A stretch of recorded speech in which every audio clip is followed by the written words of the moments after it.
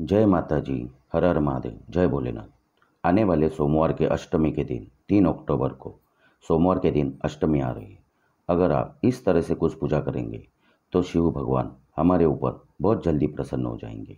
आने वाले अष्टमी के दिन माता रानी का नवरात्र भी है और माता जी की दुर्गा अष्टमी भी है, साथ ही साथ सरस्वती पूजन भी है। इसके लिए माता रानी और शिव जी की पूजा अवश्य कीजिए और इस तरह से पूजा करने से खुद शिव भगवान हमारे ऊपर प्रसन्न होंगे और माता रानी का भी सदैव आशीर्वाद हमारे ऊपर बना रहेगा। तो आने वाले दुर्गा अष्टमी के दिन सोमवार भी आ रहा है और शिव जी की अष्टमी भी आ रही है, दुर्गा अष्टमी भी आ रही है और सरस्वती भी पूजन आ रहा है। हम अगर सोमवार का आने वाले अष्टमी के दिन अगर सच्चे मन से और दिल से अगर शिव भगवान की पूजा करते, शिवलिंग की सच्चे दिल से पूजा करते, तो खुद शिव और शक्ति दोनों की शक्ति हमारे ऊपर और दोनों का आशीर्वाद हमारे ऊपर और हमारे परिवार के ऊपर सदैव बना रहेगा। आने वाले अष्टमी के दिन हम तांबे के कलश में अगर गंगा जल लेके जाके शिव की आराधना करते हैं और गंगा जल से शिव की पूजा करते हैं तो शिव भगवान हमारे ऊपर बहुत जल्दी प्रसन्न होते। शिव की पूजा गंगा जल से अभिषेक होने के बाद में दूध, दही, घी, शक्कर और शहद से पूजा करनी चाहिए। चाहिए तो आप दूध, दही, घी, शक्कर और शहद सब अलग अलग चढ़ा सकते हैं या तो एक साथ मिला के पंचामृत बना के भी शिव जी का अभिषेक कर सकते हैं। ये दूध से अभिषेक करने से हमारी शारीरिक दुर्बलता कम होती है, रोग की मुक्ति होती है। दही चढ़ाने से लंबे समय से चलने वाली बीमारी और बाधा दूर होते। घी चढ़ाने से घर में आनंद और सुख आता है। शक्कर चढ़ाने से वंश की वृद्धि होती है। शहद चढ़ाने से मधुमेह, डायबिटीज से मुक्ति मिलती है। उसके बाद हमको चावल चढ़ाने चाहिए। चावल यानी अक्षत। चावल हमेशा अक्खे होने चाहिए, कहीं से भी खंडित ना हो। चावल, जौ, गेहूँ, हरे मूंग और काले उड़द शिव जी को अर्पण करनी चाहिए। चावल चढ़ाने से हमको धन की प्राप्ति होती है। माता लक्ष्मी हमारे ऊपर प्रसन्न रहती है। जौ चढ़ाने से परेशानी दूर होती और सुख और समृद्धि होती है। गेहूँ चढ़ाने से संतान की प्राप्ति होती है। हरे मुख चढ़ाने से सुख और शांति होती है। बच्चे का मस्तिष्क तेज होता है। काला उड़द चढ़ाने से दुर्भाग्य दूर होता है, शत्रु का नाश होता है और कर्ज से मुक्ति होती है। काले तिल चढ़ाने से समस्त पापों का नाश होता है। काली मिर्च चढ़ाने से रोगों से मुक्ति होती है। तो आने वाले सोमवार के अष्टमी के दिन शिव जी की पूजा होती है और साथ ही साथ दुर्गा माता की भी पूजा होगी, क्योंकि उस दिन दुर्गा अष्टमी भी है और साथ ही साथ सरस्वती पूजन भी है। तो आइए हम लोग पूजा कैसे करनी चाहिए और शिव अभिषेक करना चाहिए, मैं आपको विस्तार से बताते हूँ। सबसे पहले हम गंगा जल से अभिषेक करना चाहिए। सबसे पहले हम मंदिर पहुँचने के बाद हमको नंदी की पूजा करनी चाहिए। नंदी की पूजा के पैर के ऊपर हमको जल अभिषेक करना चाहिए। नंदी का जो पैर ऊपर होता है उसके ऊपर हमको गंगा जल से अभिषेक करना चाहिए। उसके बाद हमको शिव जी के ऊपर पानी चढ़ाना चाहिए। शिव जी को पानी चढ़ाने से पहले, शिवलिंग के ऊपर पानी चढ़ाने से पहले शिव जी की जलधारा रहती है, जहाँ पे हमें गणेश भगवान और कार्तिकेय और शिव जी की पुत्री अशोक सुंदरी का अभिषेक होता है। शिव जी की जलाधारी के ऊपर पानी चढ़ाने के बाद में माता पार्वती के हस्त कमल के ऊपर हमें पानी का अभिषेक यानी जल का अभिषेक करना चाहिए। उसके बाद हमें कच्चे दूध से शिव जी का अभिषेक करना चाहिए।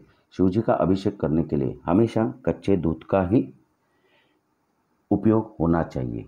दूध, दही, घी, शक्कर और शहद, इन पांचों चीज़ से अभिषेक होने के बाद में हमें फिर से शुद्ध गंगा जल से शिवलिंग को पूरी तरह से वापस अभिषेक करना चाहिए। उसके बाद हमें चावल, जौ, गेहूँ, हरे मूंग और काले उड़द चढ़ाना चाहिए।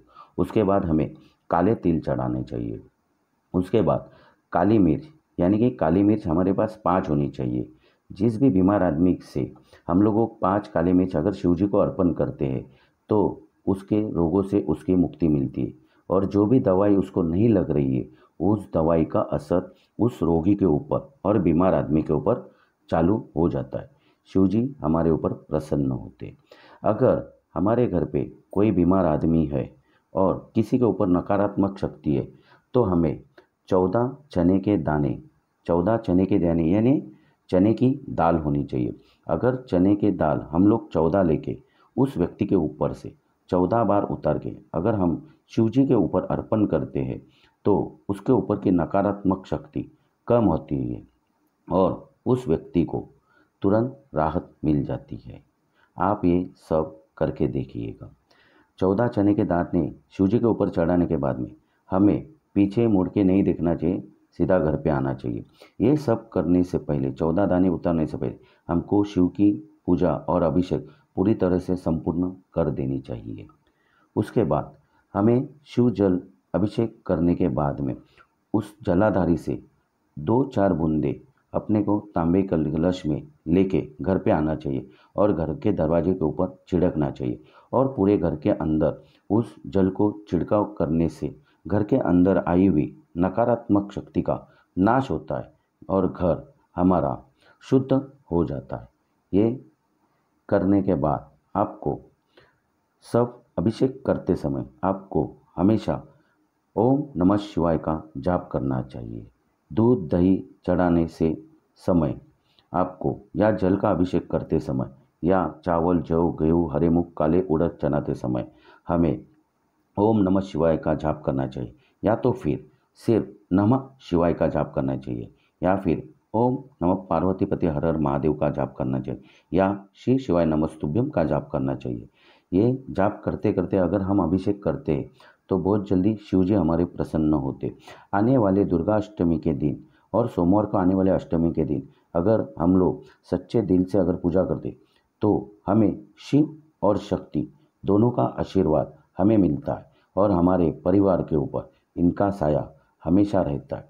माता पार्वती, दुर्गा माता और शिव जी हमेशा हमारे साथ और उनका आशीर्वाद हमारे घर पे और हमारे बीवी बच्चों के ऊपर रहता है और हमारा घर धन धान्य और धन प्राप्ति से संपन्न रहता है, संपत्ति वैभव रहती है। हमारे घर के अंदर जो भी नकारात्मक शक्ति रहेगी उसे वो दूर भगा देते हैं। तो आने वाले नवरात्रि के दिन आप ये उपाय अवश्य कीजिए। जय शिव शंकरा, हर हर महादेव, जय माता रानी। आप आने वाले समय में आपको शिव जी और माता पार्वती का आशीर्वाद आपके ऊपर हमेशा बना रहेगा। तो आप ये उपाय अवश्य कीजिएगा। और आपको शिव जी के ऊपर जो जलाधारी यानी कलश रहता है पानी का, उसके ऊपर ना ही गलती से आपको दूध और दही डालना चाहिए, क्योंकि तांबे के कलश में दूध और दही चढ़ाने के बाद में वो दूध और दही खराब हो जाता है। इसके लिए तांबे के कलश के अंदर कभी भी और आप गलती से दूध और दही नहीं डालें। आपको अगर हमारा वीडियो पसंद आया रहेगा तो कमेंट फूल जय माता जी फूल या हर हर महादेव आप लिख बिल्व पत्र चढ़ाने के बाद साथ ही साथ आपके घर में अगर कोई हमारा वीडियो पसंद आया हो या किसी को किसी तरह की परेशानी, बेल आइकन दबाना 14 चने के दाने और उसके ऊपर से 14 बार नमस्तुभ्यम शिव जी के लिंग के ऊपर हर हर महादेव और कमेंट्स में आप लिख दीजिए। आपको अपने हमारा चैनल सब्सक्राइब कीजिएगा। लेकिन ये सब मामा पूजा पार्वती बाद में हर हर 14 दाने की जो करेंगे वो संपूर्ण पूजा होने के बाद में आपको करना चाहिए। जय शिवाय, जय माता।